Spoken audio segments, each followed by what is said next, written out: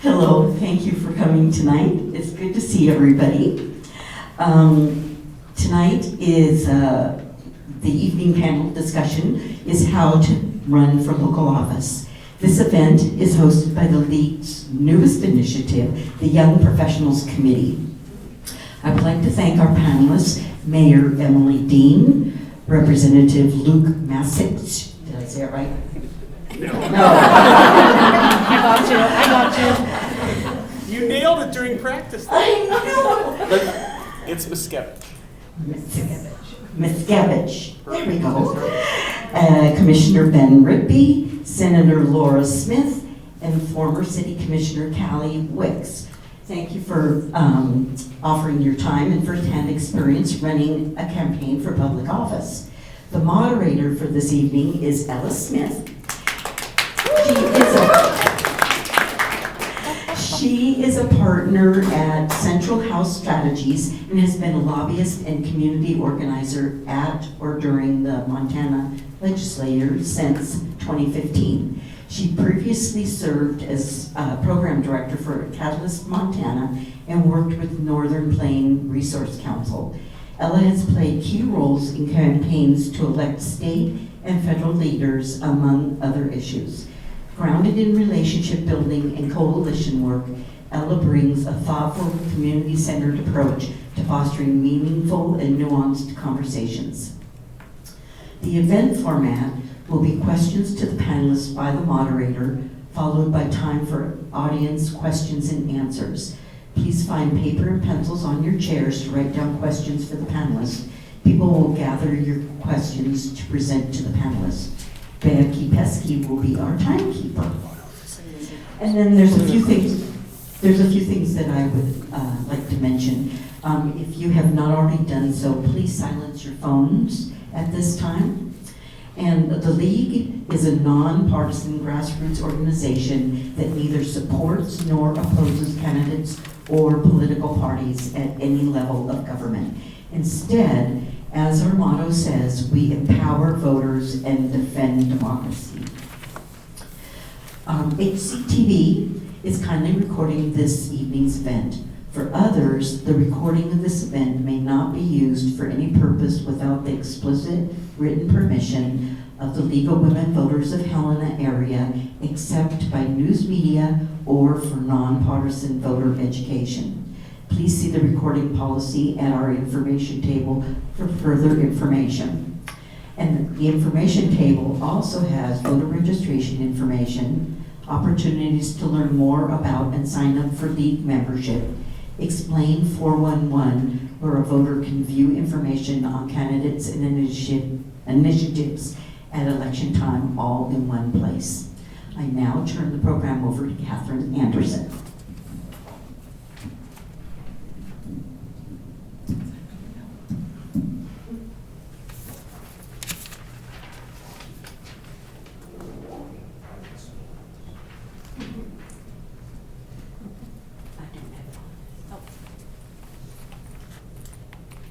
Welcome, everybody. Thank you so much for coming. Thank you to our panelists. Thank you to our audience.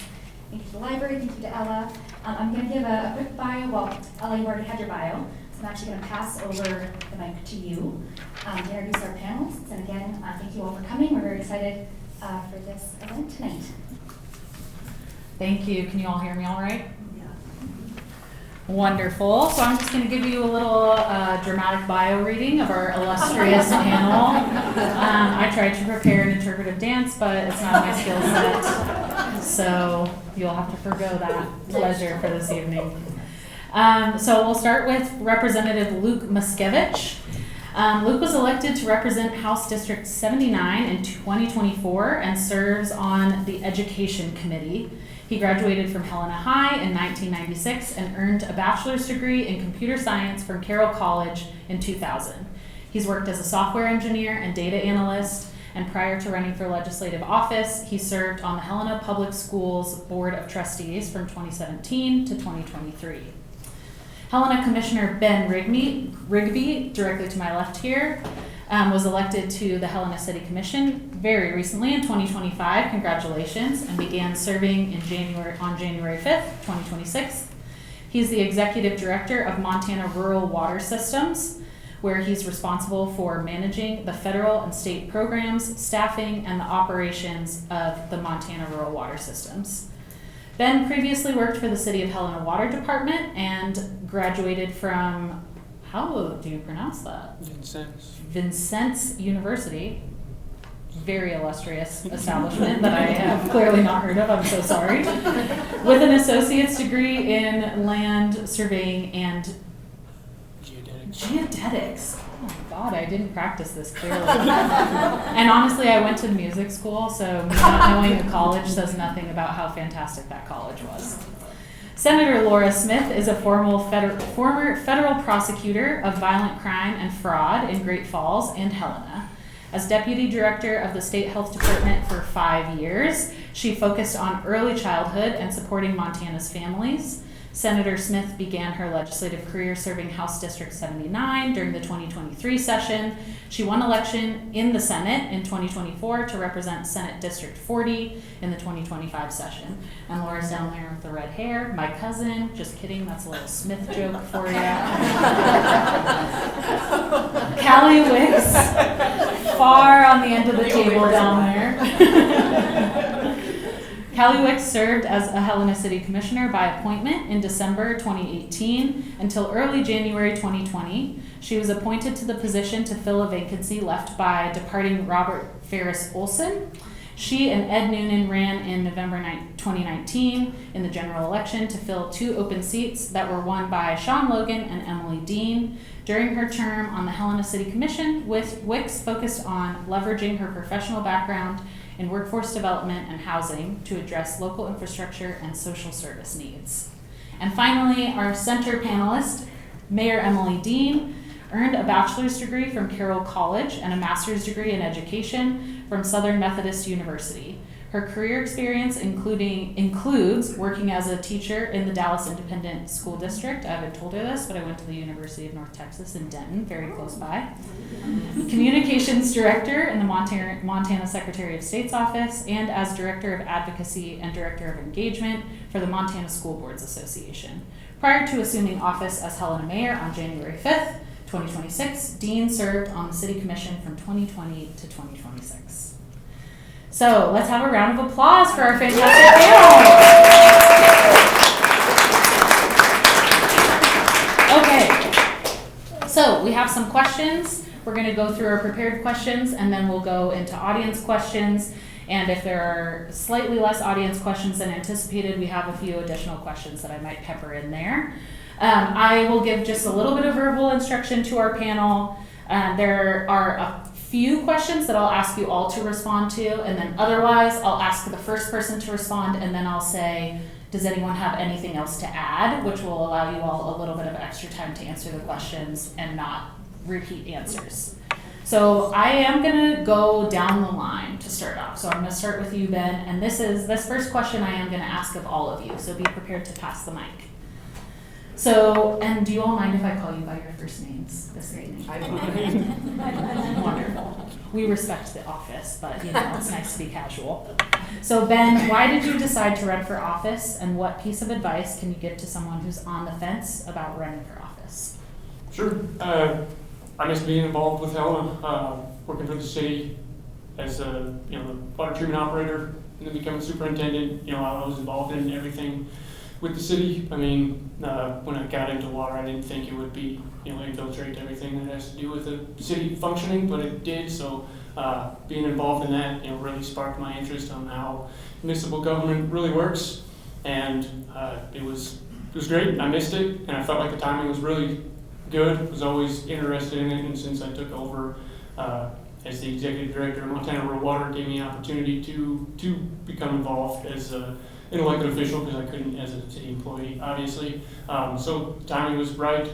Kyle and I don't have any kids; it just didn't happen. And so, giving our time back to the community is definitely a partnership between me and her. And then, any advice I would give someone on the fence, I guess, start asking questions, and that's why you're all here. So you check the first box. Good job. And it's never too late. I mean, I didn't really know what I was doing, so I just do it. Same to you, Mike. Or Luke, sorry. That's interesting. My dad's name was Mike. I can get your last name right, but the first name, I don't know. Welcome, everybody. Thanks for being here. I think for a lot of us, you have the bug. I ran for high school student body president. And then I took a long break, and we were living down, spent most of my life in Helena. We were living down in Austin, Texas. My 2 daughters were going to school. My wife's going to grad school. And the school district down there wanted to, let's just say, reorganize the elementary school that my daughters attended. And I thought it was a great school, and I loved how it was operating, and so I got involved with a group of folks who resisted that effort. So fast forward a few years, we moved back to Helena, and public education I know is a priority for me, and there was an open seat on the Helena School Board, so I ran. Served 2 terms there for 6 years, took some time off, and then there was an open seat here in Helena for the Montana legislature, so I ran. I think for those of you who are kind of on the fence and thinking about this, the main thing I want to say tonight is that a campaign is a beautiful thing, and if you run a campaign that you're proud of, that represents your values, no matter what happens at the ballot box, it is a gift to you, it is a gift to your community. Good evening, everyone. Really wonderful to have everyone together on this, I guess, Tuesday night. I feel like it's already been a long week. So when I was thinking about running for office, it was in 2018, and I had been working in education and found a lot of joy and fulfillment in figuring out how to make schools operate better for kids inside the school walls. But I very much understood that so much of the things that negatively impact kids are happening outside of the school walls. And so I wanted to find a way to get involved to help impact young people's lives outside of school time. And at the time, Commissioner Ferris Olson was resigning from the commission, and the vacancy was opening up, and so I put in for that vacancy with Commissioner Wicks. And throughout that process, it very much solidified for me that I was wanting to really find purpose in local government, and it was a place where I felt like I really could make a difference for young people outside of school time. The one other piece of the question, make sure that you are doing your research into what the position is that you are going to run for. Campaigns are one thing, but governing is a whole other thing, and they take very different skill sets, so be sure that you want to do the thing that requires the skill set of governing.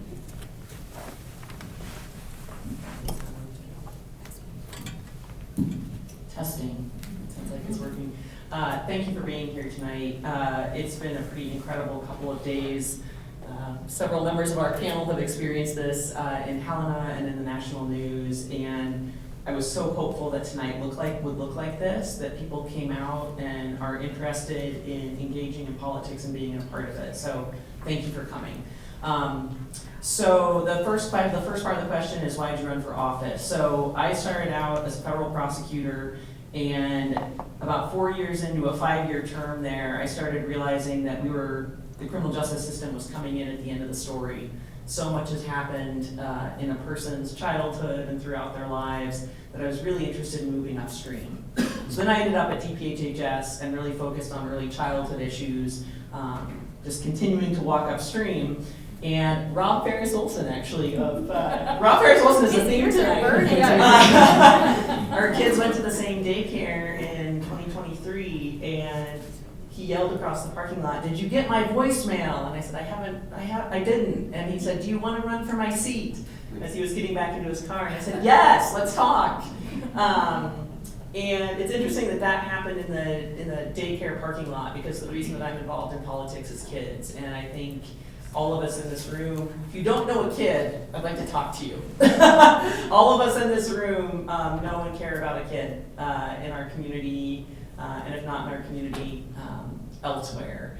And I felt very strongly and have run legislation that's very focused on kids' safety and health and wellness, and it's something I've been surprised by how it's one of the maybe 2 issues that I can count on one hand that unify people. The second part of that question was a piece of advice. There are a million reasons that you can find not to run, and there are a million reasons to decide not to run.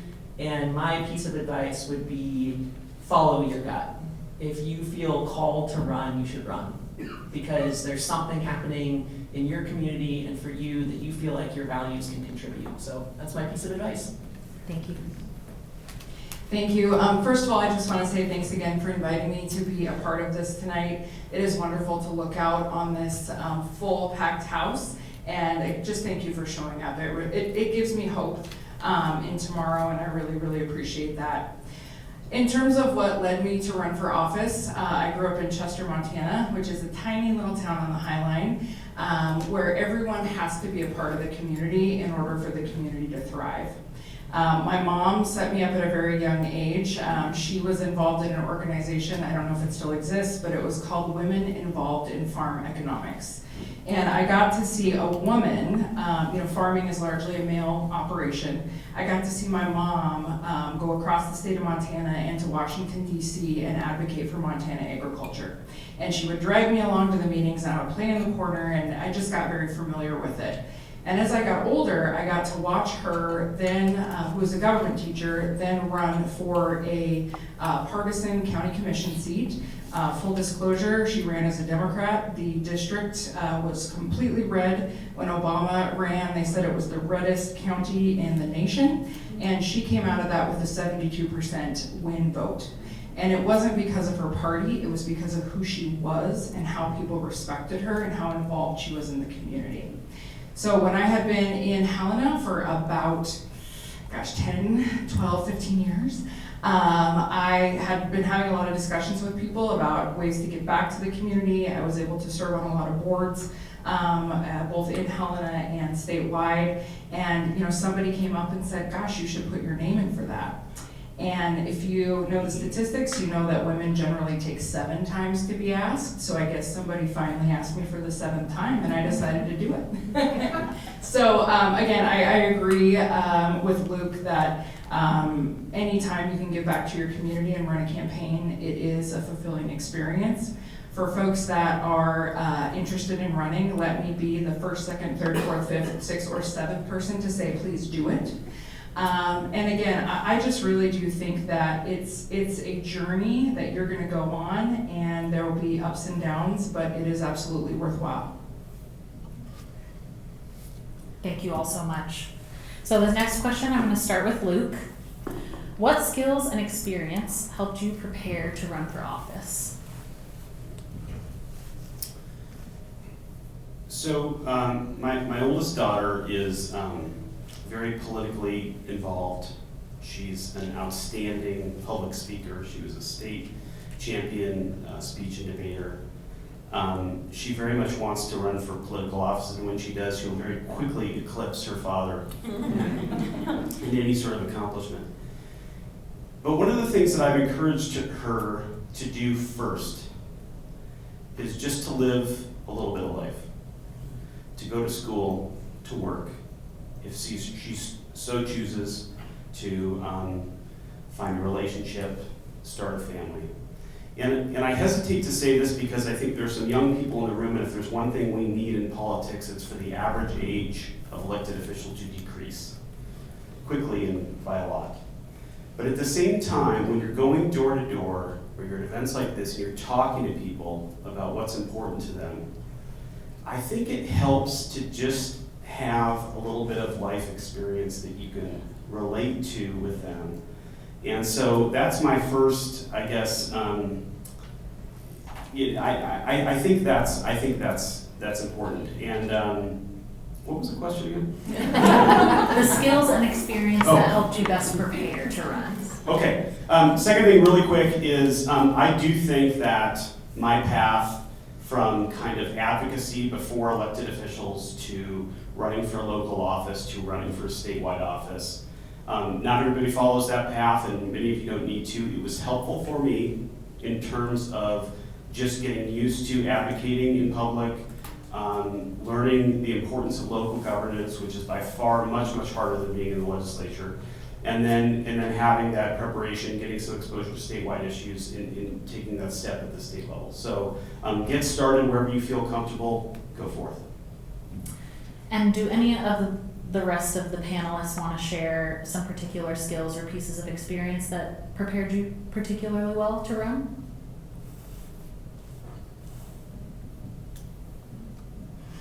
I would share one thing that I think was important, and I want to talk about something that Mayor Dean had said, and that was, running a campaign is a little bit different than serving. And I guess I just want to share one thing that helped me be of service when I was on the commission. I had the opportunity to gain a master's in public administration at the University of Montana, where we did performance-based budgeting and all kinds of fun budgeting work.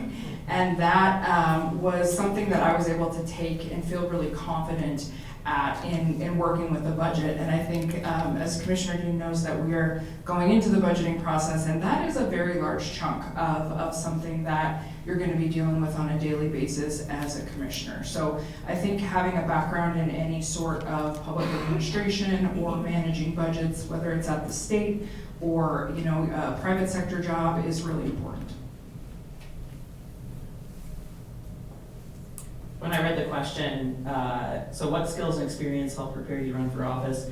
I think if you had asked me 10 years ago, my perception of politics was that you have to be an extrovert. And I sort of went, well, check, right? Like my dad's an extrovert, I'm an extrovert. And I think that the most important skill in running for office is not being an extrovert, but being able to listen to people. And that's something any of us can do. Truly thanks, Stephanie.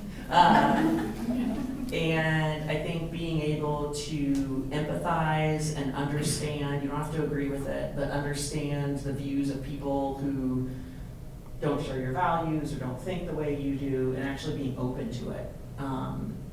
So that's, my contribution to that question. Thank you. And now I will listen. What's that? Anything else to add? Okay, we will move to Mayor Dean. How could the process of running for office be made more accessible to first-time candidates? Oh man, that is a great question. I'm sure you'll have lots of help. Yes. Many thoughts about this question. I think one of the most, in my opinion, unfortunate things about running for office is that it takes money.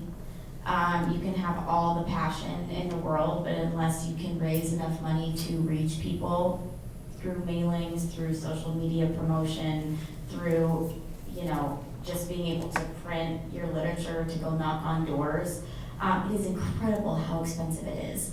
And that is something that most people do not have the, independent funds to be able to do, so you have to go ask people for money. I think that's one of the things that is probably most difficult in terms of getting up and going. The other piece, I think, accessibility.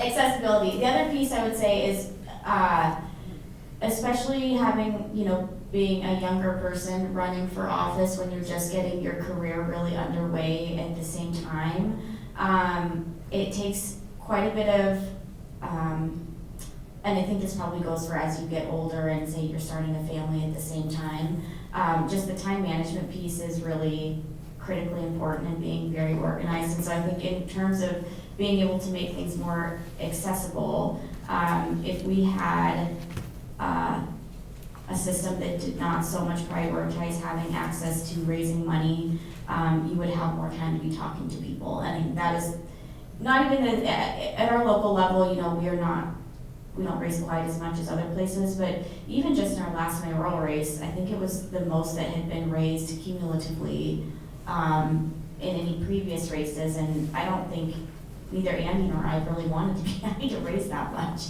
But that's what you have to do to be able to buy the literature and talk to the people and get your message out.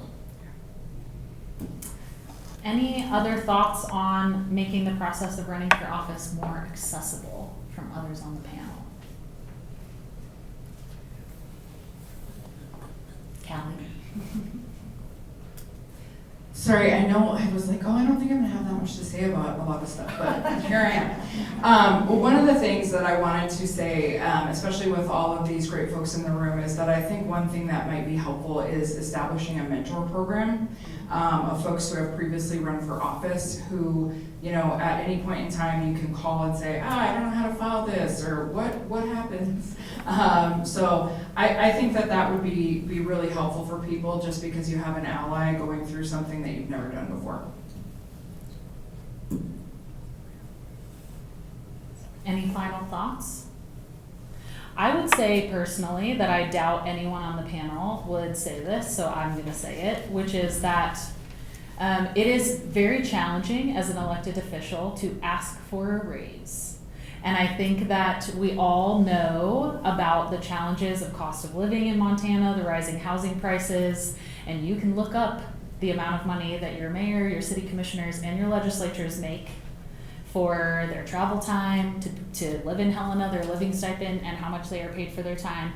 And I guarantee if you look up that number, you will think, I could never live on that in any community in Montana.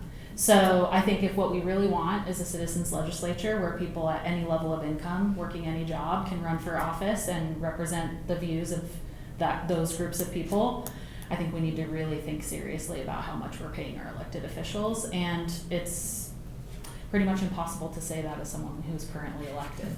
So, I'll say that myself. Please, Ben. Yeah.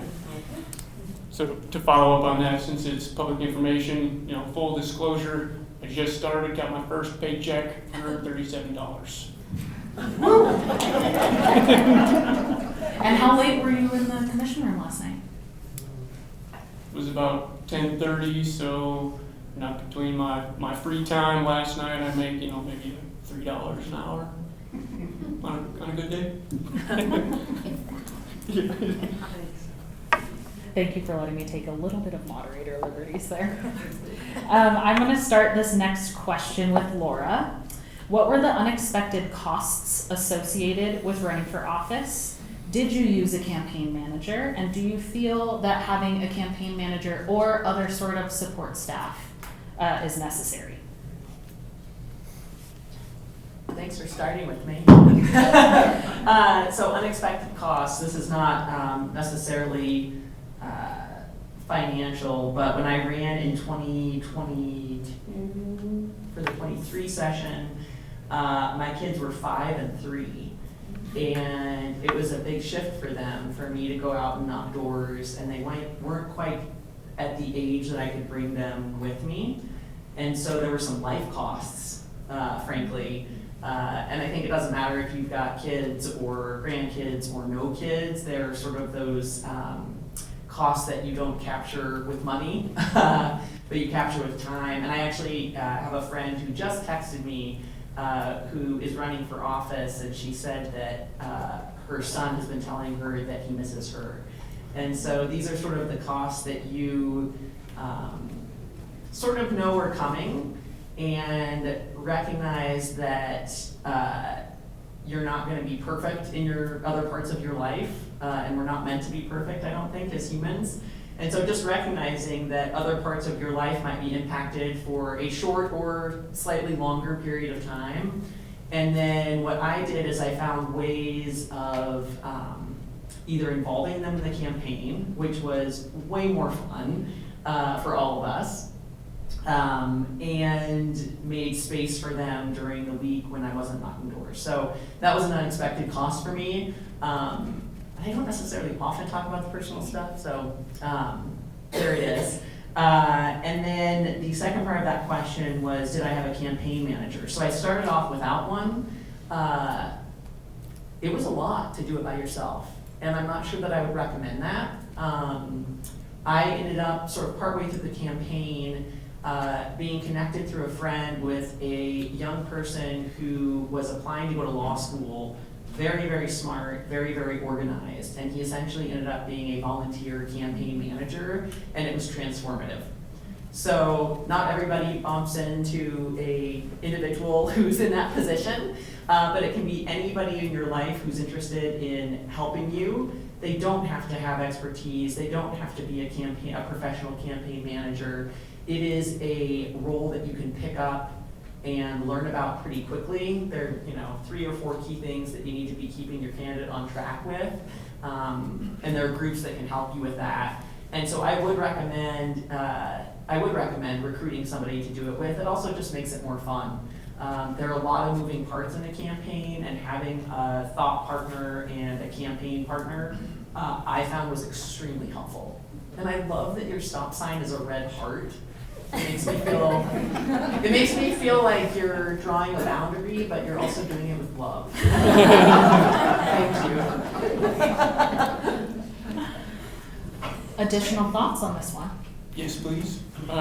So obviously the monetary part, it costs money to do it, but I guess I'll lead with, I didn't have a campaign manager that was paid. My wife was my campaign manager, so we talked about it before. I did it. We do everything together. It's just me and her, so it was definitely a family decision, if you will. So we did it all together. So we was at all the forums, all that stuff, and I guess the unexpected cost that wasn't monetary was emotional costs, if that makes sense. Like every night staying up late, doing those forums, getting up early, making sure we post pictures and making sure we said things right. And obviously, every marriage has their ups and downs as well. So you don't agree on everything. That's just how life works.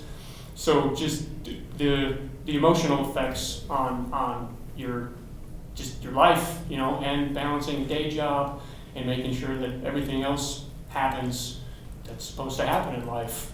It is time consuming, and I guess that's just the way that both me and Kyla are. Is we do everything 100%, so it was just a lot for us. And obviously we had some friends that helped as well, but I would definitely not recommend doing that. She has already told me if I'm going to rerun or do it again, find somebody else. So, yeah, if we want to stay married, find somebody. So, yeah. Please. At the risk of repeating what Ben shared, I guess I'll just present a counter view, and that is, I think it depends on what you're running for, but I'll say that I've ran 3 races and I've never had always been my own campaign manager. Probably in my last race for the legislature, we could argue that was not ideal, but when I ran for the school board, I did it myself, and obviously that limit, you only have 24 hours in the day, that limits kind of what you can do, but there are also some upsides to that. You learn how to do it. You learn how to do your own, financial compliance work. You learn how to work with a graphic designer. You learn how to figure out a strategy for what doors you're going to knock and how to knock doors. It's just all you, and it's there, and you figure it out. And the other thing is, especially when you're a new candidate, what's the most important thing is you want to develop trust with people. And people tend to trust you more if they feel like you're authentic. And when it's up to you to make all those connections, when it's up to you to write the thank you note,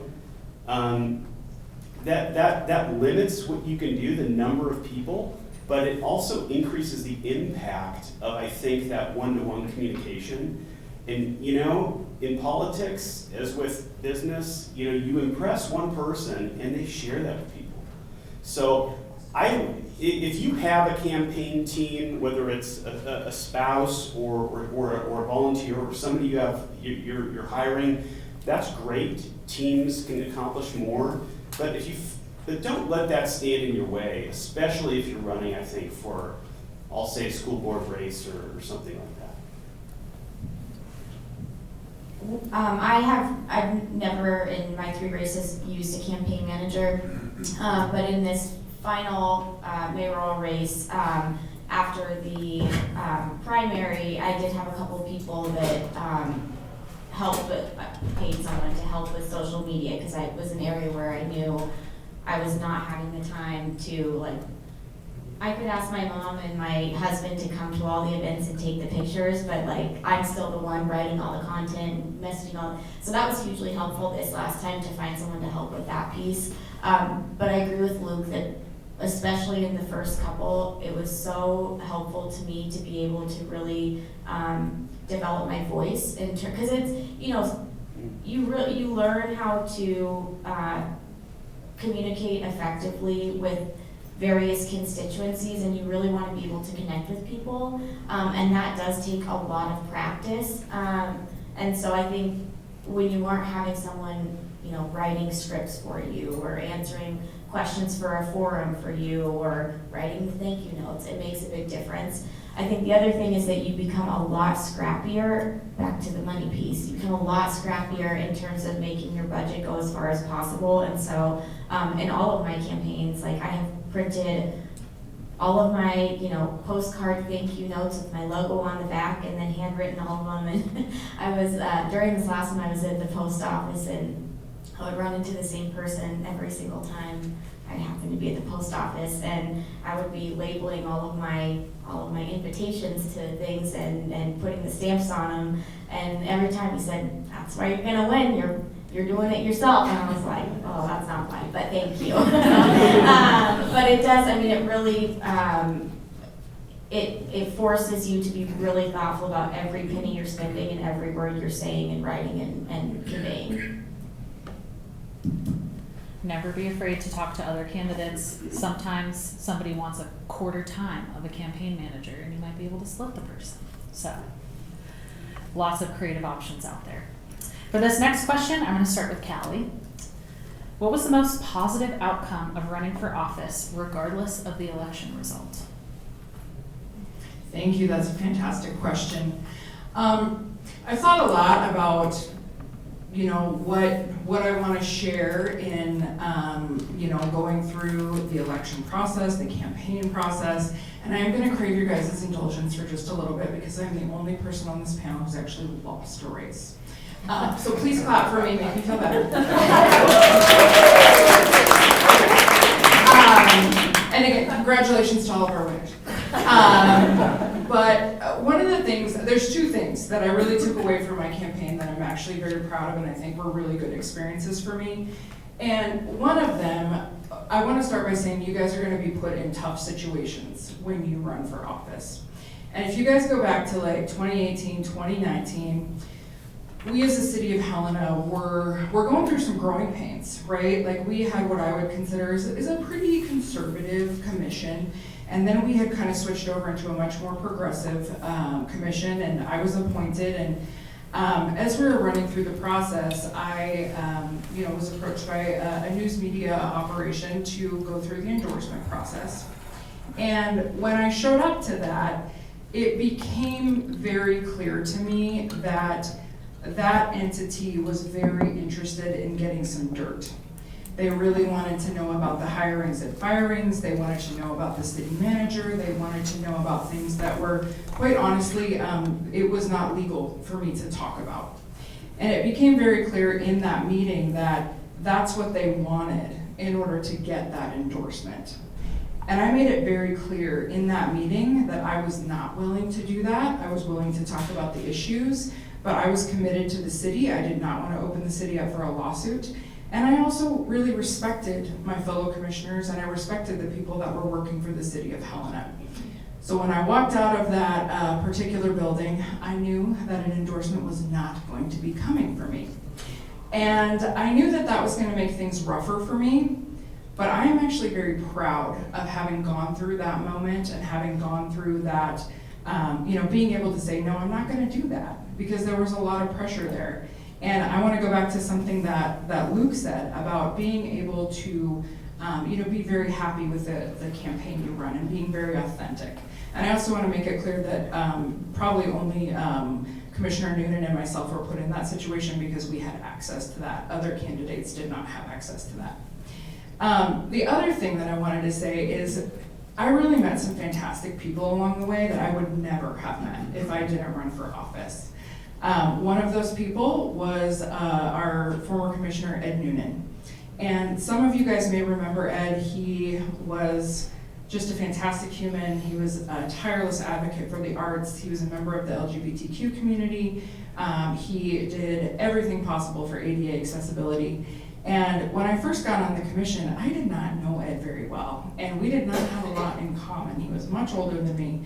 But as we started going through commission meetings and as we started going through the process of running for office, Ed and I we kind of got lumped together in a lot of different things. And it got to the point where I sat down with him, we had a dinner, and I was just like, I did not know you did any of these things, and I want to know all about it.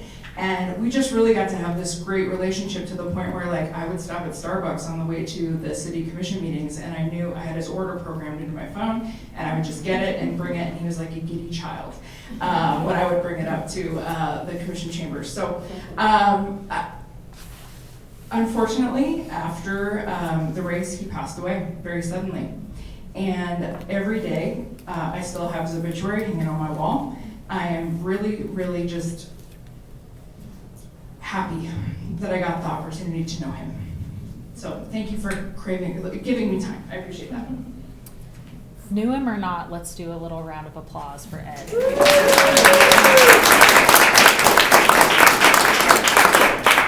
Okay, so for anyone who's tracking, I am out of question order, and I'll be taking no feedback on that.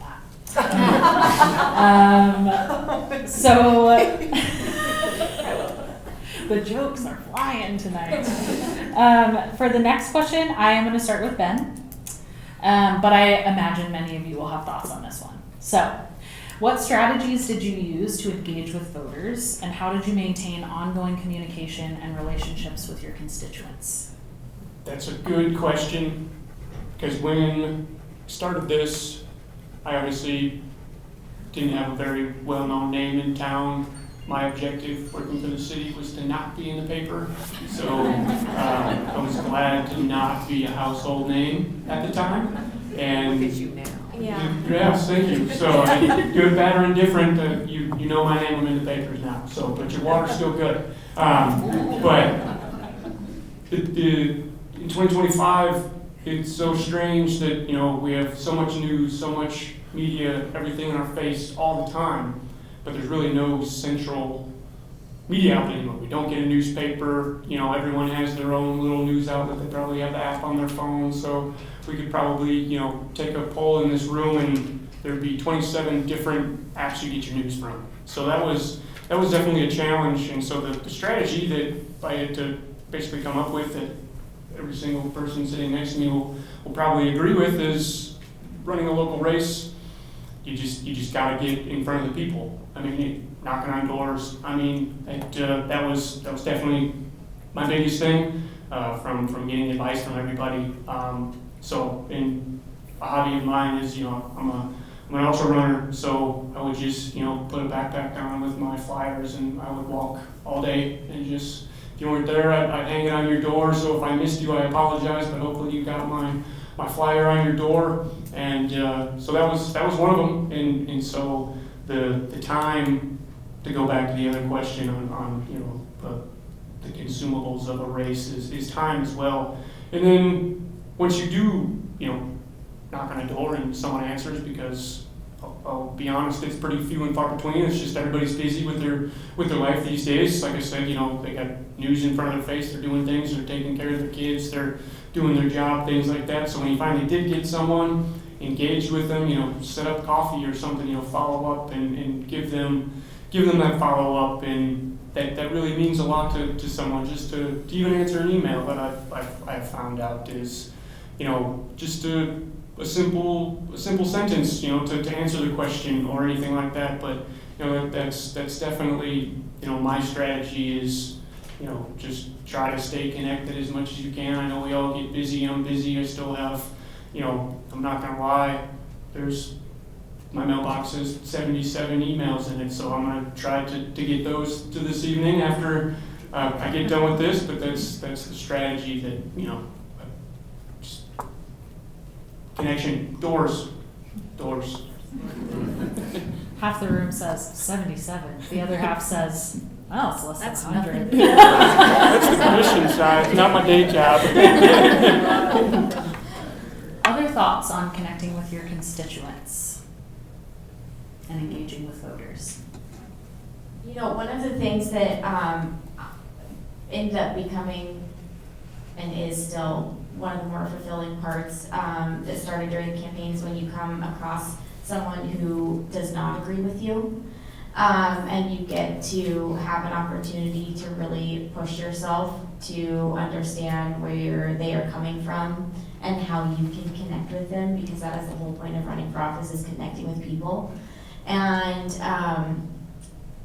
it's one of those things. I think that I drew a lot on my skills that I developed in the classroom, building relationships with students, because you get students from all different backgrounds and all different walks of life with lots of different family perspectives, and you have to make a connection to help get them, to a place where they're thriving as an individual. One of the things that transitioning from campaigning to elected office that I think has been difficult is that everyone communicates almost solely via email. And email is not the best place to be able to really have a nuanced conversation about anything, similar to social media. And so something that I've started doing is, particularly if I get a really heated email or, comment or something, is I will call them and say, hey, why don't we just get coffee and let's talk. At one point during the campaign, I had someone that was writing all of this stuff on social media about, all of these views that were not mine, but, people like to project a lot of things onto you. And I realized, I was looking, I was like, golly, that name looks familiar. So I asked my mom, and he goes, oh, that's so-and-so's husband.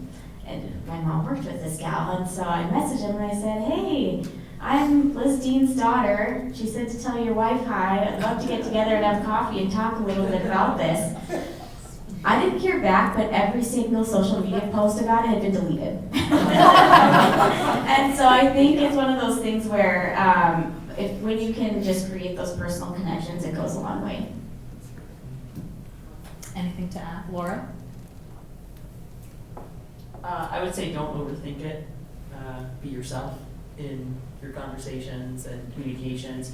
The legislative session, especially this last session, and I'd be curious, I suspect your experience was similar, Luke, is things were moving so fast and it was so busy that it was hard to respond to emails and in a timely fashion, and some days, if at all. On the campaign, it's great because you actually get to be face to face and you get to hear what matters to people, which I carried that into the session. I think that's something that is probably one of the most treasured things for me is on the campaign trail, whether you win or not, you really learn about your neighborhoods and your community. And so I remember standing up on the Senate floor talking about conversations I had had on the doors on issues that mattered to people. I'm still working on what it looks like to find the best strategies to communicate with constituents when we're not in session. I get emails, I don't get a huge volume, but one of the things, and Luke, I'm gonna surprise him with this tonight. I've got an idea, Luke.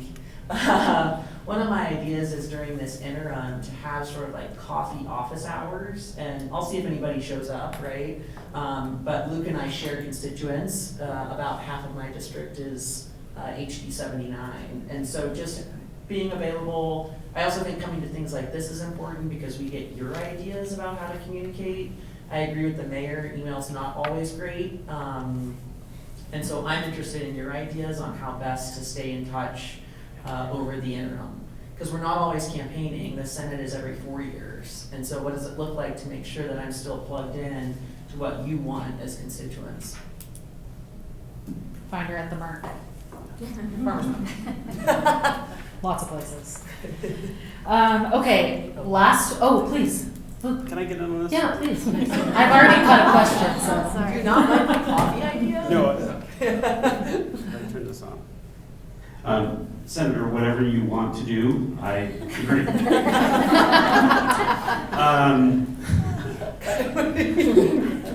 I just want to say, I think there's everybody up here, and a lot of the amazing candidates in this room are going to say you need to go knock on doors. and it's very, very good advice. I have to say, I think the number one value of it is actually that opportunity, as Mayor Dean said, to listen. And in doing that, to understand what the actual priorities are of the people you're endeavoring to represent. I will confess to you that when I ran for the school board in 2017, I didn't knock on a single door. But I did tour every school, and I met with the parent council at every school. And I walked around with the principal, and I learned about the school, I talked to the teachers, I took photos, I posted that on my social media, and kind of celebrated these schools. You remember 2017, there was also the 2017 bond. So, the first one I visited is Jim Darcy, and, published these photos of, kids reading in, cold, doorways and stuff, or hallways, and that resonated with people. And it also resonated, I think, with the right people, the kind of people who are like, well, I'm going to share this with 10, 15, 20 more people.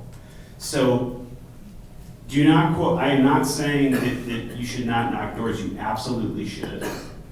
But there are other ways, the key is engagement.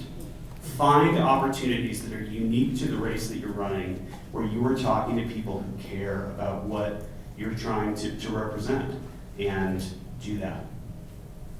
Thank you. Okay, last question before we move to audience questions. Just a reminder that you should all have pencils and pieces of paper. If you have an audience question, please submit it. It'll get handed to me, and then I'll sort of, just use my complete and utter discretion to decide what the best questions are. So last thing, and this is going to be a who feels compelled to answer this one style. So were you ever hesitant to put yourself forward publicly, even if you hadn't been asked 7 times? And what strategies help you move past that hesitance? I'll just make it short. The hesitant, I guess, I didn't know what the hesitant was at first, but be prepared to be vulnerable. Like that is number one. I'll still never forget me standing in a stranger's driveway with my flyer, walking up there, knock on the door to a complete stranger and tell them about myself. We've all done a lot of things in life, but that was probably number one that I'll never forget that moment. So I guess just to be prepared to be uncomfortable, and sometimes it won't get comfortable. It's going to get more comfortable after. Sure, yeah, but I'm just saying certain situations. Yeah. Get uncomfortable See, now it's and uncomfortable. stay uncomfortable. Yeah. Other hesitance and advice?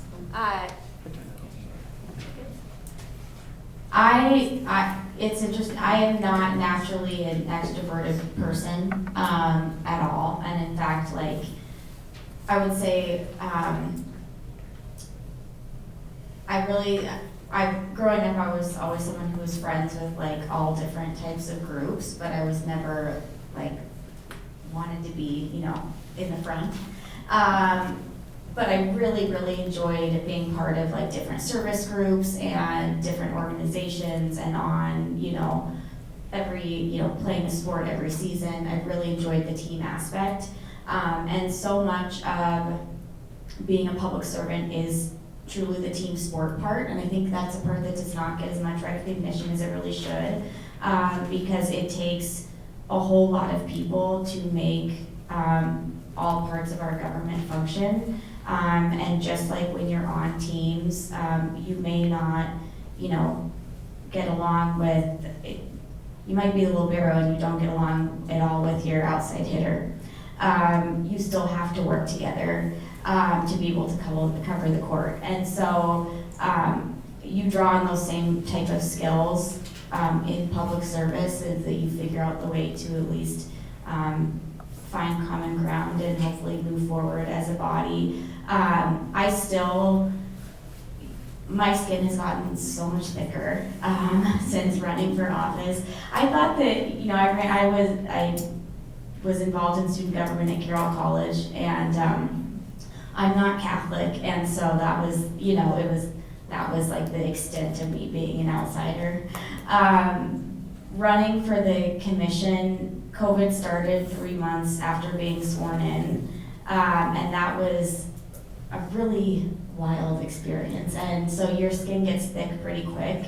But I will say that you gain so much in terms of just having the privilege to represent your neighbors and your friends and your family and the people who helped raise you, that it outweighs all of the other tough times and like hesitancy that you have by putting yourself out there and being really vulnerable.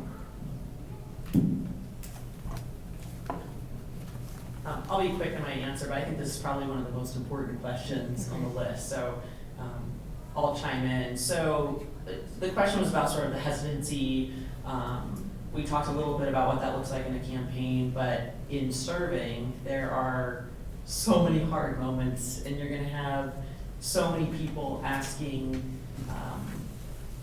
different things of you. I found that in the legislative session. I'm confident that the same is true at every level, and I think what it came down and what it continues to come down to for me is you give yourself time to pause during these hard moments, and that's hard for me because I've got a lot of energy, I'm ready to go. Give yourself time to pause, to think through these things, and then just recognizing that you all have incredible experiences from your life and you use your best judgment.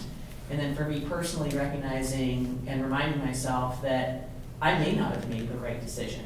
And as a public official, that's a hard thing to say. It's possible that I'll look back and wish I had done something different, but you use your best judgment in the moment in representing your constituents, and then you learn from that. And so I think in those moments of hesitancy, the thing that I've learned and I think has been really meaningful is giving yourself time to pause, talking to people you trust about the decision, and then using your best judgment on behalf of your constituents.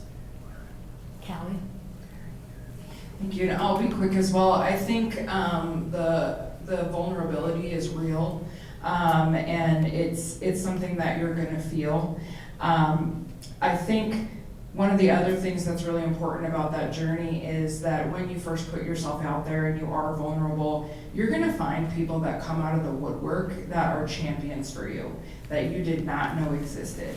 You're gonna walk up to people on the street and they're gonna say, oh, I saw you do this, gosh, that was awesome, thank you so much.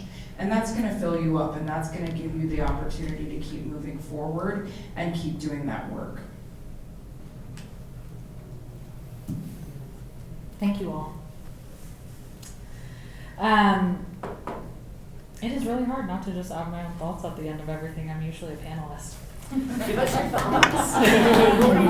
Well, I think I was just going to say that if you, I think conversations around representation are often boiled down to, have you seen someone else with a shared identity as you running for office, or have you seen yourself visually reflected in the halls of power? And I think those are really important questions to ask, but I also think that we need to think more and more about whether or not we think that we are represented by our lawmakers just in the way that we relate to them. I think that I find fewer and fewer people in power who I just find generally relatable. And I think we don't have to be a member of a marginalized identity to think, is this somebody who feels real and who I can relate to and who shares my concerns? And I think that if you have that experience where you're looking at the people who are running and you say, none of them make me feel this way, then it's possibly time to look in the mirror. So, thank you.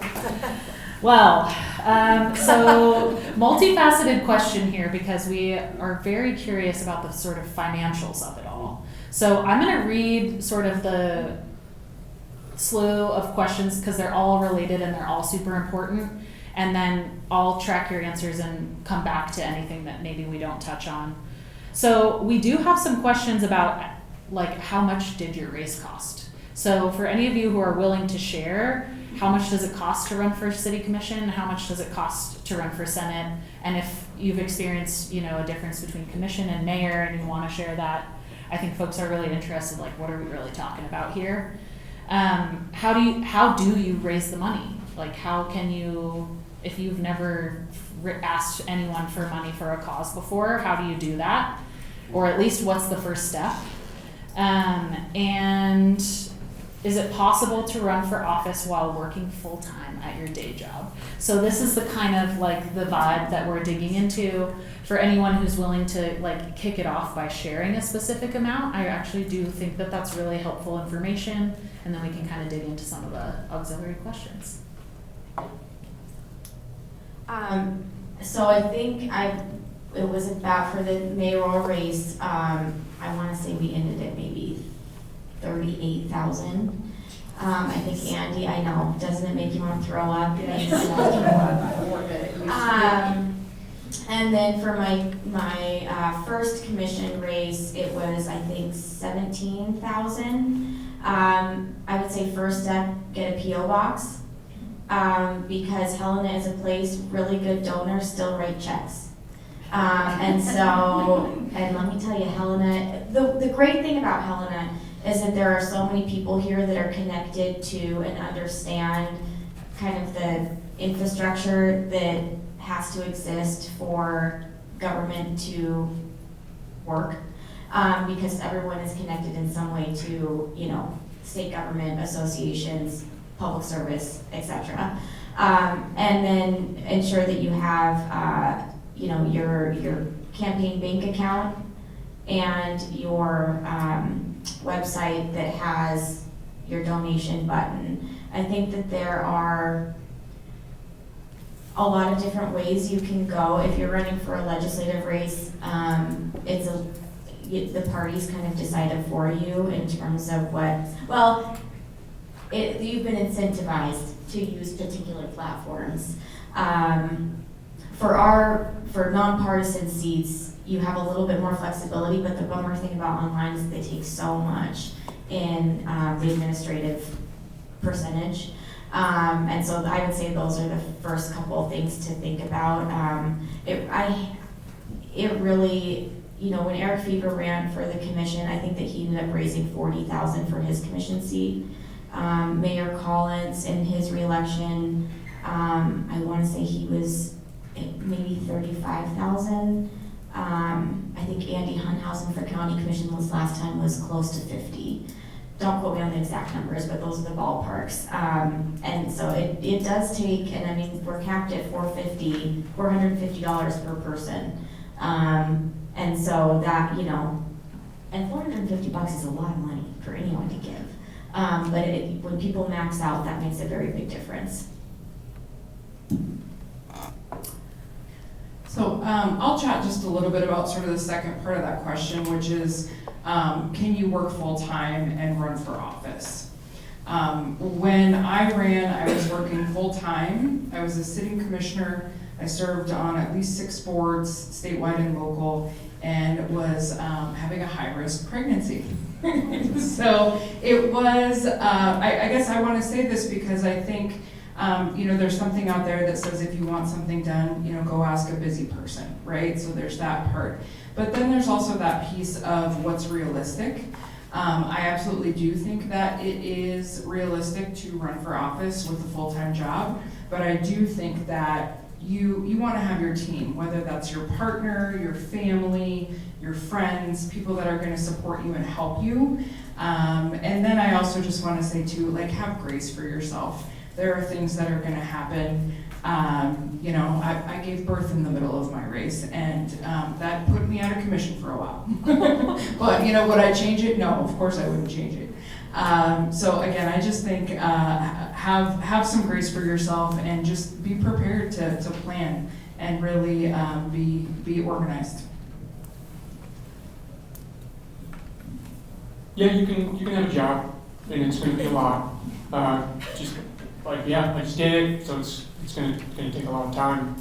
Fortunately, I have a flexible hours, so I was fortunate at that. But I wanted to touch more on the second part of the question of, I think there was 3, but how do you raise money?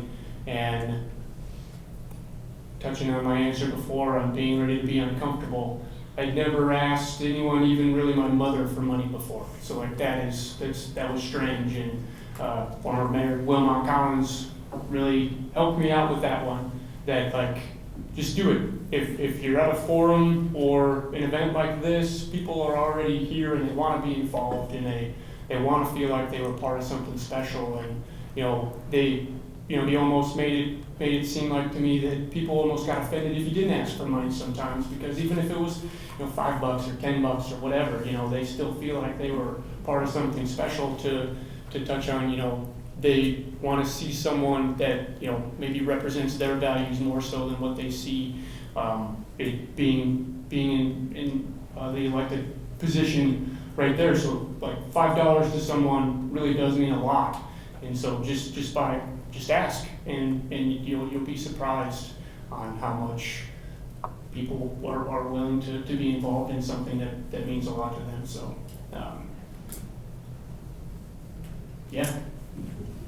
Laura, when you answer, would you be willing to share the cost of your legislative race, as that is a different scale? Oh, sure. I actually told Kelly, I said I didn't add it up at the end, so it's going to be a ballpark. Give a ballpark. I love a ballpark. My attorney brain is thinking I got to tell them the exact number, and I don't have it right now. Let's say round up, just Round for up. safety. Yep, that's great. So I'll answer that question, but let me preface it with this, and don't get mad if I. Matt's mad at All about you. Yes. So I think the cost of a race depends on the Senate or the House district and your likelihood of winning. The folks who can support these races and give you information about your likelihood of winning based on prior election cycles, which is really important information to have. I think it depends on what district you're running for, Senate and House. It also depends on the political environment at the time of the race. In 2024, when I ran for Senate for the 2025 session, it was big national races, different candidates with high profiles, and so the heat of these races sort of went up, and there was an unpredictability to it. So it depends on the race and the political environment. That being said, in my 2023 race, I think I raised about $30,000-ish. In retrospect, it could have been maybe done in less, which I'll talk about in a second, and then we're done with less. And then in the Senate race, because the state Senate race, because of the environment and because of a lot of unknowns, I really pushed to raise quite a bit of money. I think in that race, please never quote me on this. I'm looking at the public television. I would need to go back and add it up, but I think it was around 50,000. And what I will say though is I remember looking at and talking to people about, looking at some guides and talking with people about how much I needed to raise in that Senate race, and I got intimidated. You see $50,000, you see $60,000, and that's intimidating. And so what I would recommend for these races is that the system of having a gold, silver, and bronze set of goals. The truth is if you do it well with bronze, which is your lowest number, so say in that Senate race, my gold, silver, and bronze were 50, 40, and 30, or 50, 30, and 28 or something, right?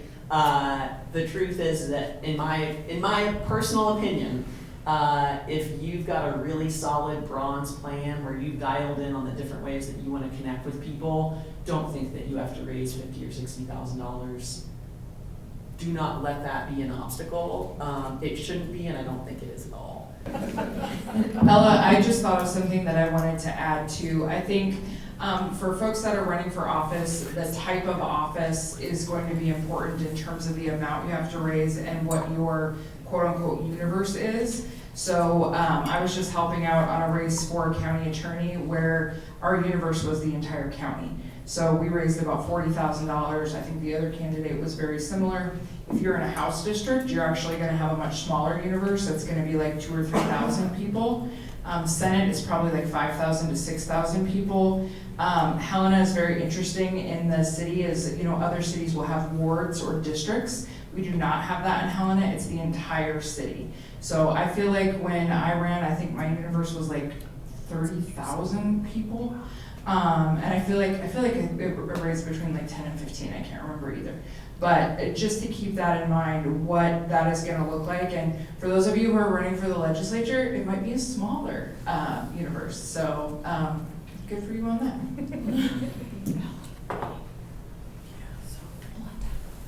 Okay, thank you so much. So just a couple of questions left. There are some cross answers to questions. And I think that it was appropriate to spend the most time on the biggest barrier to running for office. So I don't think I'm going to ask any more money questions tonight just for time, but just know that there's a wealth of knowledge here. All of the league folks have all of our contact info, mine included. And I love this town. I love people running for office and growing in their community leadership. So I'm always available to just pick my brain after this event. And so are these folks, I would imagine, especially if you're a constituent. So, would a shortened campaign season, I would imagine legally mandated shortened campaign season a la Canada, reduce the cost of running for office? Think 3 months maybe. Love that idea. Go ahead. We're not asking if it's possible to pass the policy. We're asking if the policy in effect would be helpful. You know, I think it's a little bit of a double-edged sword. The first time I ran, folks who knew my grandparents or my uncles or my mom, like that was helpful. But I was, 26 and didn't know anyone really. I mean, I was just getting going. And so I think having a longer campaign period was helpful. I think 3 months, I don't know that you would necessarily have the dark horses that, or people who are less established being able to be successful, because I feel like 6 months is more realistic. But it would likely, reduce the amount of money that you had to spend. So potentially, but I do think that it limits the ability of people who are not really well established or have high name recognition, definitely more difficult for them. More?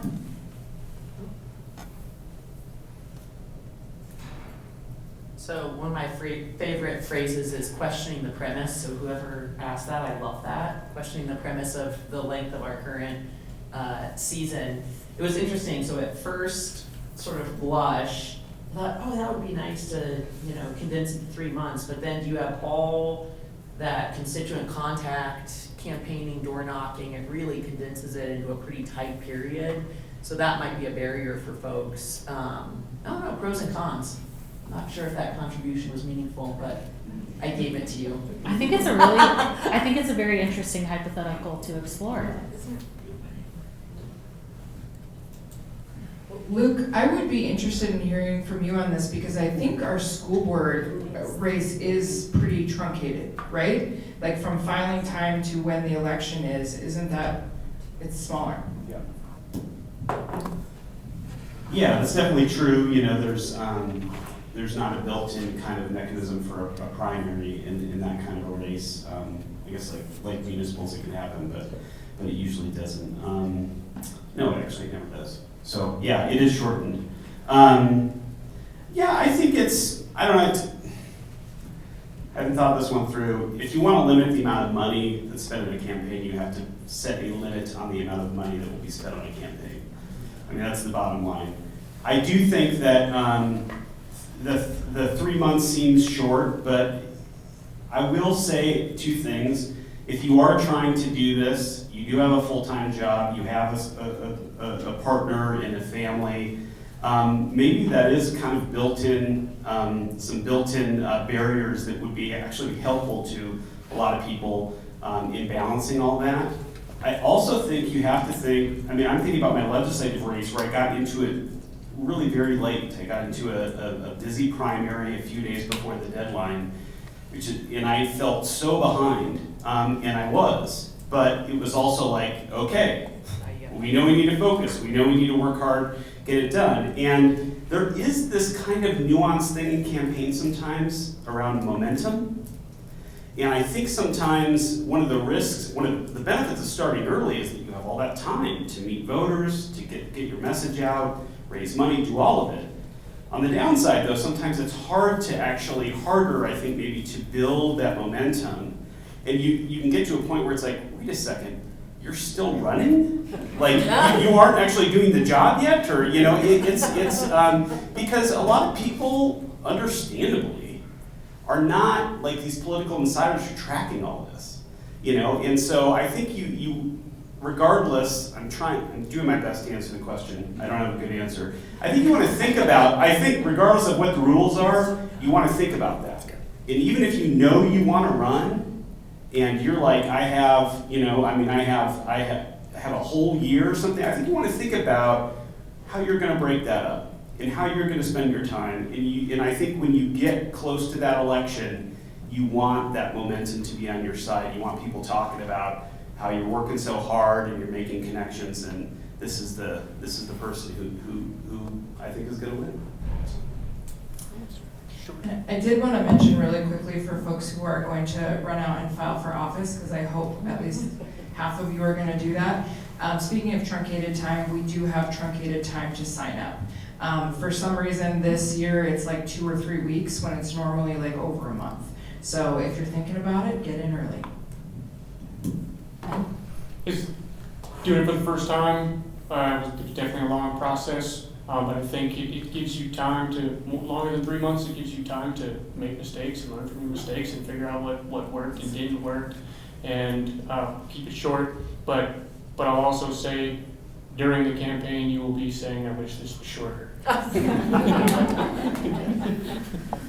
So I think I'm going to be able to mostly cover all of the submitted questions by doing something a little bit rude and saying this is our 5-minute warning. So I'm going to ask the final 3 very closely associated questions, and then I'm going to give you all the opportunity to sort of say whatever comes to you about any and or all of them, and then I'll toss it back to the league. So feel free to ask for repeated questions. That's what I'm here for. They're all fairly similar, so I think you might be able to catch them all with one answer. What's your most recurrent frustration in the office that you serve, or a different office that you served, and why? As an elected official, you likely encounter issues that other people care a lot about that aren't as of much interest to you. How do you handle that situation? And how do you handle conversations with people who you strongly disagree with? So, conversations with people you disagree with, when your constituents care very greatly about something that doesn't feel as important to you in the reasons why you ran, and your most recurrent frustration in your current or former elected position. Great questions. Very great. Good job. Thanks, John. Please. Okay, so I think that the frustration is, and this is very true on school board, and I think probably city and county too, legislature less so, but you go door to door and you talk to people and you say, tell me what is on your mind.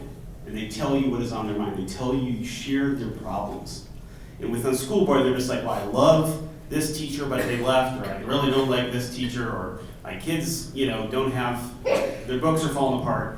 And then you get elected and you go to the school board and you're just like, okay, superintendent, we got to do something about that teacher. We got to get some new books. And no, that's not your role. They're running the district, or the city manager is running the district, or the county administrator is running the city and the county. Your role usually in these positions is budget, governance, hiring and supervising the executive. And so it can be really hard and frustrating when you're out there connecting with people and they're sharing their concerns with you and their hopes and dreams, and then you get there and you're kind of like, what can I do? In the legislature, it's like, well, I'm 1 out of 150, and then even if I win that battle, I got to get it to the governor to pass. So it's hard. It is really hard. And the last thing I'll say about when people disagree with you, my go-to thing, it's good practice anyway, just listen. Usually people just want to be heard first and foremost. I'm too green to be frustrated yet. I'm on week 3, so I'll just leave it there. But no, I think those are 2 great questions. That's why you did it, right? Was to learn what your community is really interested in. Like you can't be interested in everything. I mean, this is how it works. I've tried. I've had hobbies that have failed, and I want to try everything. That's just my personality. So talking to people, you understand. I mean, everyone has a top value that they have in this room, and so to learn those things, and that leads into question number 3. The disagreement part is, as an elected official or just in life in general, I think it is healthy to disagree with people. You have to be able to disagree with people, or we'd be a monoculture and it would be super boring, and then one thing would happen and we'd all die. And so we need to have different views and things and bounce ideas off of each other, and that's how we learn. That's how we work as humans, is to disagree and learn from each other and to grow. And the only way to know that is to hear what you love to do. And I would just build on, I think, what Luke shared in terms of, city government in Helena is the structure where we have a strong city manager. We, our commission is really, oversight of that hired person, and then, you're voting on variances and applications and things of that nature. So you can get really fired up and like, oh gosh, I'm gonna go in and I'm gonna do this and I'm so excited about it. And then you really learn, you have, again, one vote, and there's a lot of things that are going through the administrative process that you actually are not able to touch. So I think that can be frustrating when you get in there and you're just really passionate.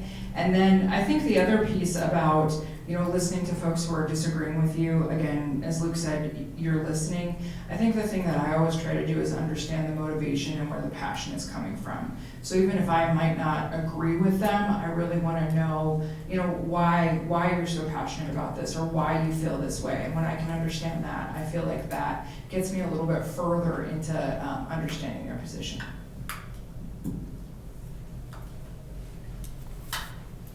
Really liked your answer. Okay, so the recurring frustration in office, that was a great question.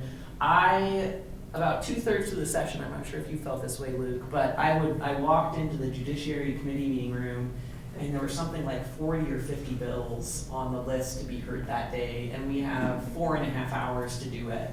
And so it feels at times like, you don't want to see the sausage getting made in terms of how laws are made. So I get frustrated by the condensed nature of our legislative session being every other year. We've worked to spread that out a bit over the interim with more budget committees and trying to develop policy in the interim. But I remember a point in the session thinking that's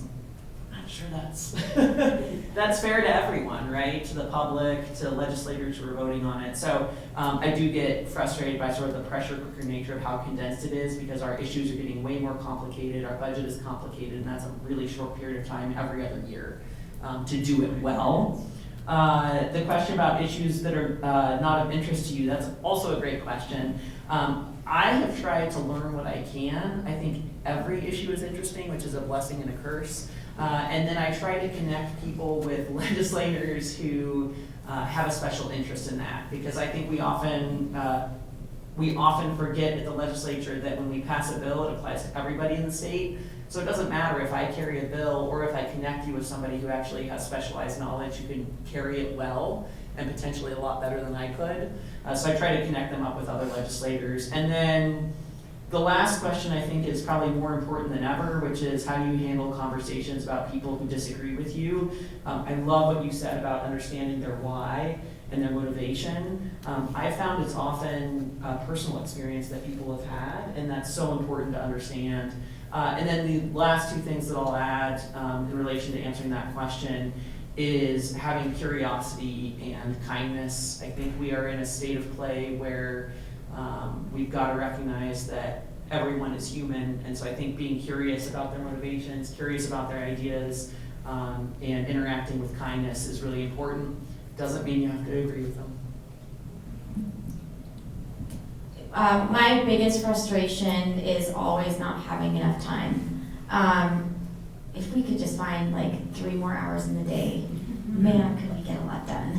And especially in job, positions where you're still working a full-time job, and wanting to do that well, there's a lot of pressure to be able to be really efficient and effective when you're doing your work. I think that in terms of the question on issues that you may not be interested in, one of the things I think that has served me well on the commission is I've always been a reader and naturally curious, and I think a lot of it came from growing up with my grandparents. And my grandpa would have a C-SPAN on in one room, my grandma would have CNN on in the other, and they both would have their faces in whatever book or newspaper. And that was just instilled in me at an early age, and I, continued to be a reader. And I think when you're pushing yourself to read other topics or subjects or genres that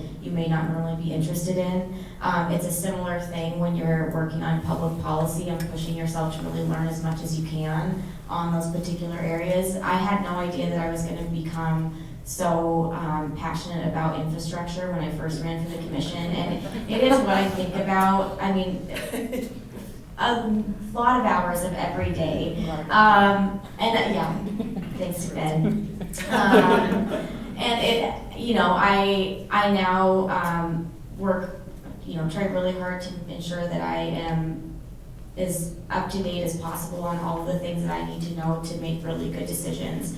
The other thing that I would just say is, when you think about you're having conversations with people who disagree with you, relationships matter. And I feel that I've been able to be effective on the commission because I spent the first 3 years just building relationships, even with people that I had fundamental policy disagreements with.